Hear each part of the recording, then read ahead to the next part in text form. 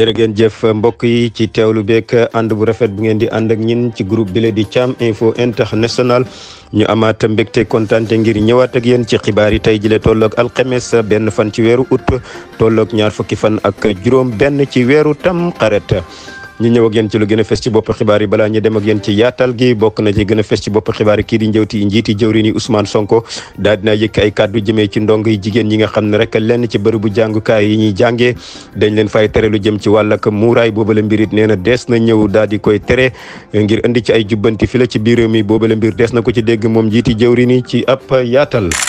ba tey des ci wàll ak xibaar ak tiis bu métti boo xam ne rek dal na ci ummatu sayduna Muhammad sallallahu alayhi wa sallam ak génnu àddina Cheikh Mouhamadul Mahmoud Ibrahim Niass di doom ci Baye Niass mu wàcc liggéey ni ki démb ca Dakar ci hôpital principal. lu gën a fes ci bopp xibaar yi tamit bokk na ci ak kii nga xamante ni rek moo di docteur Cheikh Dieng jiite woon ONAS ni ki démb ci àllarba ji njiiti réew mi daal dinaa jël dogal daal di koy wàccee ca njiit loole dénk ko jamono bi la kii di Seyni Dieng boobu la mbiri des na ko ñëw yaatal ci biir xibaar yi. lu gën a fesit ci bopp xibaar yi bokk na ci waa War Jaxal nekkee ca diwaanu Saloum ñoom nag jamono bi la dañoo am njàqare ak coono bu méttee métti ci defarug autoroute boobay jógee ca Mbour jëm ca Kaolack ak gàllankoor yi nga xam ne mu ngi leen koy andil des na ko yaatal ci biir xibaar yi. kon mbokk yi lii mooy li gën a fes ci bopp xibaar yi buñ ci noppee yaatal ko wutali biti réew yaatal la fa gën a fes ci bopp xibaar mu buur xibaar yi ñuy doxante dig daje ñaan lante waaye li ko jiitu da ngeen di taaxar la ko tiwti bu bàkk bi daanoo rek nees kiis tàbbal ñi ci yaatal geeg faram fànce gi. xibaar yi ak Mohamed Aboubacar Thiam. jërë ngeen jëf beneen yoon ci xarala gi sunu mbokk Alxasan Mbay comme niñ ko junjee woon ci bopp xibaar yi noonu la ñuy ñëw ak yéen ci yaatal geeg yàkkali gi kii di njiiti jawriñ yi Ousmane Sonko daal dina yëkki ay kàddu jëmee ci ndongo yi jigéen ñi nga xam ne lenn ci bërëbu jàngikaay yi nga xam ne dañ fay jàngee dañ leen fay tere lu jëm ci wàll ak muuraay di kaala yi loolee nag moom njiiti jawriñ nee na day dakk te dafay nekk loo xam ne dañ koy fexe jeexal ci réew mi ndax kenn amul droit rek aaya nit ci ngëm-ngëmam wala bëgg-bëggam moo xam fa muy jàngee la wala fa muy liggéey ñi teewlu ko moom njiiti jawriñ yi ci Thiam Info International. le culte boo xam ne dina mën a jàppale diine gi moo xam di jàppale nit ñi ci lieu de culte yi jumaa yeeg mosquée église yeeg ñoom seen waaye na mën a jàppale njàngale bi aussi mooy daara yi ak yeneen yu ni mel loolu dafa am solo moo tax ñu leen rassuré ni mbirum daara yitte gu rëy la ci ñun. président Bassirou Diomaye école bi mu yóbbu doomam mu fay jàngee école boo xam ne la day jàngale alquran di jàngale tubaab kon kooku daara ñor na ko man mii di wax ak yéen sama kër dama faa ubbi daara tey soo demee di nga fa fekk xale yi ñuy jàng kon ñu ngi dalal seen xel soxna si te du yem ci loolu waaye monsieur le ministre éducation gi nii nu ñuy def ba ñiy jóge ci njàngale diine gi nu ñuy def ba njàngale diine gi ñu articuler ko ak ay yeneen xeetu njàngale ak yeneen xeetu formation ba yombal leen après seen insertion ñoom it dans les milieux socio-professionnels loolu it yitte la ci ñun. ma ciy profité nag di daaneel nii dama wax léegi suñu modèle te it am na loo xam ne dootuñu ko mën a nangu ci réew mu mel ni Sénégal gis nga boo demee ci tubaab yi loo wax ñu ne la ñun notre modèle notre style de vie ndax ñoom dañoo am seen modèle assumé ko. seen modèle lañ jàpp ni moom la ñuy saytu donte ñun ànduñoo ak seen modèle ñoom waaye seen dëkk la ñoo ko moom ñu jàpp ni seen modèle la ñuy saytu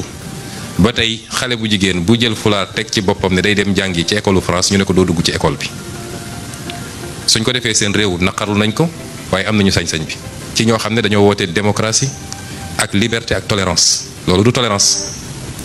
ci noonu nag la ñu mën a tollu nangu fii Sénégal ak école bu mu munti doon jàpp ni nit du dugg ci école bi du fi jàngee parce que am na fulaar bu mu teg ci bopp loolu du yoon suñu responsabilité la xale yépp la ñu yemale ki teg fulaar ak ki tegul fulaar gën a leen tewuñu parce que kii teg na fulaar wala tegu ko c'est un choix waaye ñoom ñëpp dañu war a jox les mêmes chances. mu ngoog comme niñ ko junjee woon ci bopp xibaar yi ak tiis wu métti woo xam ne dal na ci ummatu Seyduna Muhammad di génnuk àdduna Cheikh Mouhamadul Mahmoud Ibrahim Niass di doom ci Baye Niass dafa génn àdduna ni ki démb fële ca Dakar ci hôpital principal tey jëlee ci fukki waxtu ci suba lañ doon amal levée de corps bi foofee ca l'hôpital principal ba ca Dakar. ñi koy ñaanal moom kilifa googee yan na yàlla yërëm ko jéggal ko may ko aljana mu dëkk ak waajuram wu tedd wa Cheikh Ibrahim Niass. niñ ko waxee woon ci bopp xibaar yi rek noonu la ñuy demee ci yaatal gi ak waa war jaxal ñoom dëkkee fële ca Saloum ñoom nag dañoo am ay gàllankoor ak i jafe-jafe yi métti métti jëmee ci defarub autoroute bu jógee ca Mbour jëm ca Kaolack ñoom nag jamono bi la neen mbooleem yoon yi jógee woon seen dëkk ya dem ci yeneen dëkk ya dafa fatt buñ bëggee génn ngir amali seenug tukki wala seenug doxug nemmeeku dañ ci sonn lool seen jur yi tamit dañuy sonn ba tax rek jamono bi la ñuy oo kilifa yi ngir ñi ñëw rek def ak jubbanti ci coono boobu nga xam ne ñu ngi koy jànkuwanteet foofee ca war jaxal ak dëkk ya ko wër ñu teewlu leen ci askan wa ci Jam Info International. autoroute bi day dana enclavé mais dafay gën a enclavé su fekkee ne camion mënu fi ñëw ñaari sat yi mënuñu fa daje kooku c'est un très grand problème. léegi nag ñun dañoo sonn y a plus de 30 villages yi nga xam ne ñu ngi fii nii ci ginnaaw péage bi da ngay gis ñu mot ay 200 charrette ay oto ay moto ak ñoo xam ne ay jàngalekat lañ di war a jógee Kaolack di ñëw ay jafe-jafe lañ traversé pour dem di seen liggéey li ñu ko yóbbee nag mooy tunnel bii nii bokk na ci suma ambulance bi nga xam ne moom moo nekk ci poste de santé bu war jaxal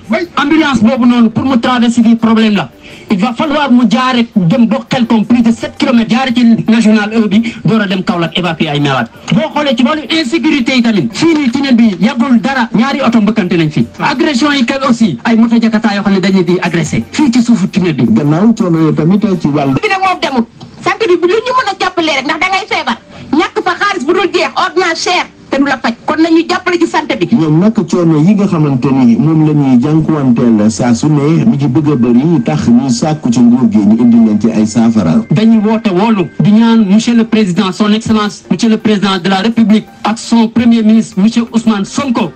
ak monsieur El Malick Ndiaye ak le directeur général de l'AGEROUTE ñu ñëw dimbali ñu defal ñu fii pont bu ñu dem ñu defal ñu tunnel boo xam ne tunnel bu yaatu ba pare kowe mu ñu mën a am accès facile à Kaolack. woy ci xibaar yi ak waa Fass Barigo 2 nekkee ca Kër Massar ñoom nag jamono bi lay tamit dañu am njàqare ak tiitaange gu métti métti jëmee ci way defkati ñaawtee fii di sàcc yi nga xam ne rek jamono bi la nee nañ sonnal nañ leen lool rawatina seen contour ndox ya jamono bi la gaañi dañuy ñëw di koy sàcc ci sàccin woo xam ne bu jéggi day la ak yeneen xeetu ñaawteef yoo xam ne ma nga fay am ba tax ñi oo rek njiiti ak kilifa yi ngir ñu ñëw taxawu leen ci wàlla kaaraange ñu teewlu lenn ci askan wa foofee ca Fass Barigo 2 ca Kër Massar Jam Info International. moo ko tax a indaaleel yi waa ngi ni presque daal quartier bi daal sàcc yi dugg fii quartier bi maytuñ kenn jàpp contrôle ndox yi nañu commencé di daj juróom benn contrôle lañ fi yóbbu muy lu ñaaw nga xam ne waa quartier bi yëpp ngay jooy c'est dommage yàppagun ci kenn li ma yaakaar ne daal bronze bi nañ siy soxla ba léegi kenn amul ndox da ngay mujj obligé jëndi ndox wala nga ñaani ndox yokk vigilance ndax franchement daal nit ñi sonn nañu sonn ba nga xam ne lii daal moom absolument waaw ndax dañ doon daje si kër ngeeg yooyu mais léegi day dugg silencieusement ñëw dagg contrôle bi gàddu yóbbu xam nga loolu moom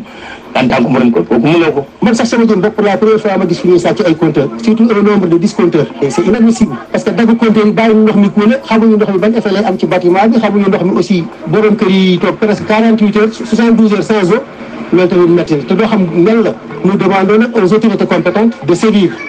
parce que aussi ça ne peut pas continuer de grands immeubles comme ça aussi bu amee borom kër gi aussi war na jël ay mesures de sécurité boo xam soit il prend un gardien soit il met des vidéosurveillance soit et cetera. ñun daal en tout cas dañoo jomm ci quartier bi wax dëgg yàlla sàcc yi sonal nañu mënuñu fee teg dara barki sëñ Touba suñu place baa ngi barki Demba Ndiaye lañ ko dajji sàcc fi ñaari moto ñu ne dee démb ñu toog ñu ñëw dajji compteur yi yóbbu compteur yëpp ñoo ngi ne ñetti fan yàlla ak ñi amuñu ndox ñuy wax nag waa SDE nañu dimbali ngir yàlla ak yonent bi ñu ñëw defaral ñu ko ngir yàlla ndax xam nga ne dëkk ci kër dafay weer bu dee xaas feex taal léegi nag ñuy sàcc compteur yi ñu naan da ngay fayaat nangam loolu duñu arrangé wax dëgg yàlla war nañoo ñëw nag jàppale ñu ci sàcc yi moo wax autorité yi rek ñu jàppale ñu ngir yàlla ak yonent bi ñu ñëw defaral ñu compteur yi ndax ñu am ndox xam nga dëkk ci kër te amoo ndox loolu dafa metti wax dëgg yàlla fan yi yëpp amuñu ndox dañuy wër di wuti ndox rek non xamuñu kan moo ko yóbbu moom non fii sécurité bi dafa xaw a des quoi bu gars yi mënee jàppale si sécurité bi amul lii wóorul quoi mën nañ dugg si appartement yi fekk fii leneen lu gën a cher lii tamit yóbbu. di leen fàttali nag ñi toppandi ci xibaar yi guddi gi file ci Jam Info International jamono bi la rek may addu ngeen di teewlu fukki waxtu ci guddi gi daal dinaa toftal fukki simili ak juróom waxtu we moo jot ca kër Hassan Diassé jàpp kër Madi Yacine ca wala Njuufeen kër Babou Mbombe dem ba kër Matar Fatou. ñi wëyal xibaar yi ak beneen diwaan di Tabada nekkee ca diwaanu Bunkiling ci région bu Sédhiou askan wa fay dëkkee ñoom it jamono bi la ñooy woote wëllu jëmee ci nguur gannaaw ba nga xamante ni rek am nañ jafe-jafe yi métti métti jëm ci wàllu dem ak dikk ci wàllu yoon yi rawatina bu ñu amee way tawat rawatina jigéen ñi nga xam ne dañooy ëmb wala ñu nekk ci wàll ak imbi di matu wala sax ñi am koo xam ne dafa feebar lool ñu war ko yóbbu ci urgence yi dafay nekk ay jafe-jafe ndax ñàkk yoon bu baax a baax ñi teewlu leen ci askan wa dëkkee foofee ca Tabada ca Bunkiling ci Jam Info International. bon problème courant ak yoon parce que lu ëpp fanweeri at ñuy jàkkaarloo ak problème courant ak problème yoon ndaxte métti na boo xoolee ñaari gouvernement yi si weesu comme Abdoulaye Wade gouvernement Macky joytu nañu ba sonn mais mujjul antu mais dañu am yaakaar na si gouvernement bu bees bi mooy président Bassirou Diomaye Faye ndaxte loolu moo tax ñu vote ko pour changement te ñun bu ñu waxee changement dañ siy kontaan ndaxte ñun suñu dëkk bi amul dara kon ñun daal bëgg nañu changer. yoon moom la ñuy jooy ku ñëw fii ci gouvernement bi yoon la ñuy jooy parce que amuñu yoon surtout nawet bii ñu nekk nii su ma amee malade tey muy accouchement muy urgence malade bi difficulté urgence bi nu mu mënti toll ambulance bi du yegsi parce que buy dugg si dina càng du yegsi wala ngay génn du mën a génn donc dañuy mujjee jël malade bi ak nu mu mënti mel ak sutura bi ci nekk yëpp ñu teg ko ci charrette wala ci tricycle yi nit ñi yëpp di ko seetaan surtout jigéen buy wasin ak deret bi ñëpp di ko tiim di ko xool ak charrette bi noonu ba nga egg si tali bu xonk bi. woy ci xibaar yi ak niñ ko junjee woon ci bopp bi kii di docteur Cheikh Dieng nekkoon directeur général bu ONAS di kuréel googee ñi dénkoon ko te muy saytu lu jëm ci wàll ak ndox yu bon yeeg ndox yu taw yi moom mi la di docteur Cheikh Dieng ak kii di jiiti réew mi ni ki démb ci àllarba ji jël na dogal ngir wàccee ko ci njiital ONAS googi nga xam ne moom la ko dénkoon. jamono bi la nag ki ñu ko wuutal rek moo di Seny Dieng boobe lépp wàccee nag jur na coow gannaaw ba nga xamante ni rek ñetti weer kott la fa def moom mi la nag ñenn ci way taskati xibaar yi ak xeltukat yi daal di xam ne rek ne ñàkk yorin bu sell ak yorin boo xam ne bu jaar yoon la bokk na ci li tax ñi teggi ko ñenn ci ñoom daal di xam ne rek ne wala lenn ci xibaar yi daal di wane rek ne dafa jubawut ak jawrinam bi nga xam ne moo ne ci kawam di Cheikh Tidiane Dieng waaye leneen ci xibaar yi te ñi daal di xam ne rek ne jafe-jafe moo nekk ci digganteem ak ñi nga xam ne ñoo di kilifa yi waaye loolee yëpp rek ñii di nguur gi ñoom amul benn bataaxal rek wala benn kàddu goo xam ne yëkkati nañ ko daal di koy teg ci dàq googe nga xam ne dàq nañ ko kon lépp lu ci yeesaat ci wàllu xibaar ak dees na ko ñëw yaatal ak ñi nga xam ne ñoo ñuy teewlu ak di ñu topp ci Thiam Info International ci wàllu xibaar ak mbirum yoon ak mbirum mbay mun a Ndour Faye moom nag jamono bi la mu mel ni jafe-jafe bi mu am ak kii nga xamante ni rek daf ko yóbbu ci wàll ak yoon ngir rek mu fay ko lu toll ci juróom fukki million gannaaw ba nga xamante ne daf ko jaay ab télé te Maimouna Ndour Faye nanguwut mu mel ni ci at bu njëkk ba nag dañ ko daanoon moom Maimouna Ndour Faye nee na joxe waa ji juróom fukki million waaye dafa bañoon def appel waaye mu mel ni appel ba mu defoon it amaatul ca ndam te daan yi dafa gën a tar gën a métti ndax attekat ba daal dina xam ne Maimouna Ndour Faye na jox waa ji juróom fukki million waaye lépp luy fere ci mbiru atte bi tamit moom Maimouna Ndour Faye moo koy fay jamono bi lu mel ni attekat ba daal dinaay dëggal atte bu njëkk ba wax ne ki nga xamante ni moom la Maimouna séq ak fa coow li am na droit saa yu ko neexee dem ca télé ba ngir daal di jël la nga xam ne moo di bagage jaay ko waaye loolee nag li ko koy tere moom moomee nga xam ne moo yóbbu Maimouna Ndour Faye ca yoon mooy jamono bi la it Maimouna Ndour Faye yoon may na ko beneen buntu ngir mu mën a defiwaat beneen appel ba xam ndax atte ya dañ koy wéyal wala dañ koy jox dëgg ci digganteem ak ki nga xam ne moom la seqat mbir mi.